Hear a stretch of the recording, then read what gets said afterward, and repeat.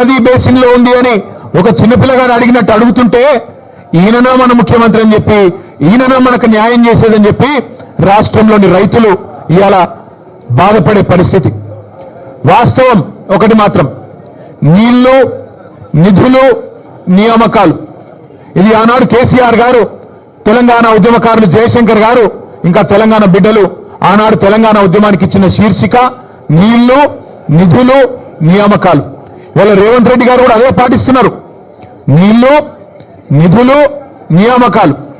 నీళ్లేమో ఆయన గురువు గారు చంద్రబాబు గారికి కృష్ణా నీళ్లను, గోదావరి నీళ్లను తెలంగాణ రైతులకు సున్నం పెడుతూ, తెలంగాణ రైతుకు మోసం చేస్తూ అక్కడ కింద గోదావరిలో బనకచెర్ల కడుతుంటే దానికి పచ్చజెండా ఊపుతాడు. కింద శ్రీశైలం నుంచి కృష్ణా నీళ్లు అటు పోతిరెడ్డిపాడు నుంచి తోలుకొని పోతుంటే దానికి కూడా కళ్ళు మూసుకొని చంద్రబాబు గారు చెప్పినట్టు కోవట్టు పాలన ఇవాళ నడుస్తా ఉన్నది రాష్ట్రంలో. నీళ్ళేమో ఆంధ్రాకు పోతున్నాయి, నిధులేమో ఢిల్లీకి పోతున్నాయి. ఈ నియామకాలు ఆయన తొత్తులు కొంతమందికి ఇచ్చుకొని వాళ్ళని చూసుకొని మురిసిపోతా ఉన్నాడు. నేను అడిగిన ఒక కాంగ్రెస్ నాయకుడు ఫోన్ చేసిండు, ఎందుకన్నా ఇదంతా అని. నేను అడిగినా, మరి మీ ముఖ్యమంత్రి పిలిచిండు కదా, ఎక్కడ పోయిండు అన్న ఢిల్లీకి పోయిండు అన్నాడు. ఎందుకు పోయిండు, ఏమిటి పోయిండు అని నేనన్నా. ఎరువుల బస్తాల కోసం పోయిండు అన్నాడు. ఎరువుల బస్తాల కోసం పోయిండట. ఎట్లుందంటే ఇది వెనకటికి ఎవడో తాటి చెట్టు ఎక్కిండట. ఎందుకు ఎక్కినవా తాటి చెట్టు అంటే దూడకు గడ్డి కోసం ఎక్కిన అన్నాడట. రేవంత్ రెడ్డి ఎరువుల బస్తాల కోసం పోయినట్టు ఎవరైనా నమ్ముతారా రాష్ట్రంలో? రేవంత్ రెడ్డి ఏ బస్తాలు తీసుకొని పోయిండో ఢిల్లీకి అందరికీ తెలుసు. రేవంత్ రెడ్డి వాళ్ళ ఢిల్లీ బాసులకు, కేంద్రంలో ఉండే పెద్దలకు ఏ బస్తాలు మోస్తాడో, ఏ బస్తాలు మోసి ఇవాళ ఆ పదవి కాపాడుకుంటున్నాడో రాష్ట్రంలో చిన్నపిల్లలకు కూడా తెలుసు. మనోళ్ళు సోషల్ మీడియాలో మా తమ్ముళ్ళు చెల్లెళ్ళు మంచి ముద్దు పేరు పెట్టిండ్రు, పే సీఎం అంటే పేమెంట్ కోటాలో తెచ్చుకున్న సీఎం పదవిని ఎప్పటికప్పుడు పేమెంట్లు ఇచ్చుకుంటూ కాపాడుకునే బాపత్ తప్ప నీకు రాష్ట్రంలో రైతుల మీద ప్రేమ లేదు, రాష్ట్రంలో గిరిజనుల మీద ప్రేమ లేదు, దళితుల మీద ప్రేమ లేదు, 42% రిజర్వేషన్ ఇస్తానని నువ్వు మోసం చేసిన బలహీన వర్గాల బిడ్డల మీద ప్రేమ లేదు, 2500 రూపాయలు ఇస్తానని నువ్వు మోసం చేసిన ఆడబిడ్డల మీద కనీస గౌరవం లేదు. ఇట్లా చెప్పుకుంటూ పోతే ఒక్కటంటే ఒక్క విషయంలో కూడా ఈ ముఖ్యమంత్రి గారు ఇప్పటివరకు సఫలం కాలేదు. ఆయన వచ్చినా రాకపోయినా నేను మొత్తం లెక్క తీసుకొని వచ్చినా, రాష్ట్రంలో మొన్న వేసిన రైతు బంధు అయిపోయింది మొత్తం వేసేసినామని చెప్పిన రైతు బంధు దానిలో డొల్లతనం కూడా ఆయనకు చెప్దామని వచ్చిన.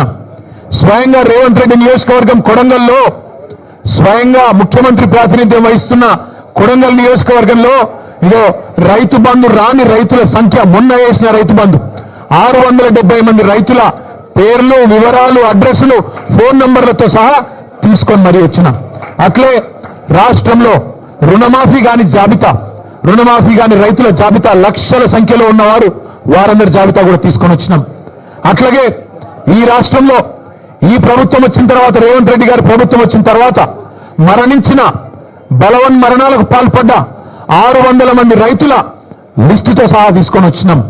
అట్లాగే ఈ రాష్ట్రంలో బోనస్ రాక పంటలు అమ్ముకునే దిక్కులేక ప్రభుత్వం కొనక మిల్లర్లకు అమ్ముకొని నష్టపోయిన రైతుల జాబితా కూడా మీరు ఏమంటే ఇవ్వడానికి సిద్ధంగా ఉన్నాం. ఇవాళ రాష్ట్రంలో ఎరువుల కొరత రైతులను సతమతం చేస్తున్నది. ఒక ఆధార్ కార్డు మీద ఒకటే ఎరువు బస్తా, ఒకటే యూరియా బస్తా ఇస్తామంటే ఇలా రైతులు మళ్ళా లైన్లు కట్టి చెప్పులు క్యూలో పెట్టి ఎదురు చూస్తా ఉన్నారు ఫర్టిలైజర్ దుకాణాల ముంగట. రేవంత్ రెడ్డి అధికారంలోకి వచ్చే ముందు ఒక పాటను తయారు చేసి దేశం మీదకి వదిలిను. మళ్ళీ ఆనాటి రోజులు తీసుకొస్తామని చెప్పాను. నిజంగానే ఆనాటి రోజులు తెచ్చిండ్రు. ఆనాటి రోజులు కరెంటు కోతల రోజులు, మళ్ళీ ట్రాన్స్ఫార్మర్ల పేలిపోయే రోజులు, ఆనాటి రోజులు ఎరువుల కోసం, విత్తనాల కోసం లైన్లలో నిలబడే రోజులు మళ్ళీ కాంగ్రెస్ ప్రభుత్వం తీసుకొని వచ్చింది. ఇందిరమ్మ రాజ్యం అంటే సంక్షేమ రాజ్యం వస్తుందేమో అనుకున్నారు ప్రజలు. కానీ ఇందిరమ్మ రాజ్యం అంటే అక్రమ కేసులు, ఇందిరమ్మ రాజ్యం అంటే అణిచివేతలు, ఇందిరమ్మ రాజ్యం అంటే నిర్బంధాలు, ఆనాడు 50 ఏళ్ల కింద విధించిన ఎమర్జెన్సీని మళ్ళీ తలపించే విధంగా ఇందిరమ్మ రాజ్యం అంటేనే భయమయ్యేటట్టు ఇలా మళ్ళొక్కసారి పేదల మీద, గిరిజనుల మీద, దళితుల మీద దాడులు చేస్తూ చివరికి సోషల్ మీడియాలో ఒక పోస్ట్ పెడితే, రీట్వీట్ పెడితే నల్లబాలు అనే ఒక బలహీన వర్గాల తమ్ముడు శశిధర్ గౌడ పిల్లగాని పేరు, ఆయన తీసుకుపోయి ఇలా జైల్లో పెట్టిండ్రు. అందుకే ఇందిరమ్మ రాజ్యం అంటే ఏందో ప్రజలకు అర్థమైంది, ఆనాటి రోజులు అంటే ఏందో అర్థమైంది. మార్పు అంటే ఏందో అర్థమైంది, అన్ని విషయాలు అర్థమైనాయి. కాబట్టి కర్రు కాల్చి వాత పెట్టడానికి రేవంత్ రెడ్డి గారికి రాష్ట్ర ప్రజలు సిద్ధంగా ఉన్నారు. మీ అందరితో ప్రెస్ మిత్రులతో కూడా వారికి నేను ధన్యవాదాలు చెప్తా ఉన్నా. ప్రెస్ క్లబ్ మా శ్రీనివాస్ గౌడ్ సాబ్ ఫోన్ చేసి ఇట్లా చర్చ ఉన్నది, మరి మాకు అవకాశం ఇవ్వండి అంటే వెంటనే వారు అవకాశం ఇచ్చినందుకు వారికి కూడా ధన్యవాదాలు. ముఖ్యమంత్రి గారికి మర్యాదగా తువ్వాలేసి దాని మీద రాసి నీకోసం ఇంతమంది పెద్దోళ్ళు నిలబడి, మాజీ హోంమంత్రి గారు, మాజీ అడిషనల్ డీజీపీ గారు, మాజీ మంత్రులు, మా రాజ్యసభ సభ్యులు, మా ఎమ్మెల్యేలు అందరూ నిలబడి నీకోసం కుర్చీ వేసి అర్ధగంట ఎదురు చూసినాం. నీకు నీ కుర్చీకి ఇచ్చే గౌరవం నీకు ఇచ్చినాం. కానీ ముఖ్యమంత్రి గారు మీరు గౌరవాన్ని నిలుపుకునే పద్ధతిలో లేరు. మీరు మీ మాటలు, మీ రోత చేష్టలు ఇవన్నీ తెలంగాణ సమాజం గమనిస్తా ఉంది. పెద్దలు కేసీఆర్ గారిని మీరు ఎట్లా ప్రతిరోజు దుర్భాషలాడుతున్నారో ప్రపంచం మొత్తం చూస్తా ఉంది. ఒకటి మాత్రం వాస్తవం, నువ్వు 4 రోజులు మోసాలు చేసి తప్పించుకోవచ్చు గాక, 4 రోజులు ఇట్లనే డైలాగులు కొట్టి తొడగొట్టి గతంలో తప్పించుకున్నట్టే తప్పించుకోవచ్చు గాక. ఆయన ముఖ్యమంత్రి గారికి సవాల్ చేసుడు పారిపోవడం కొత్త ఏం కాదు. మీకు యాదుకుండాలి, 2018లో ఇదే సిపాయి డైలాగ్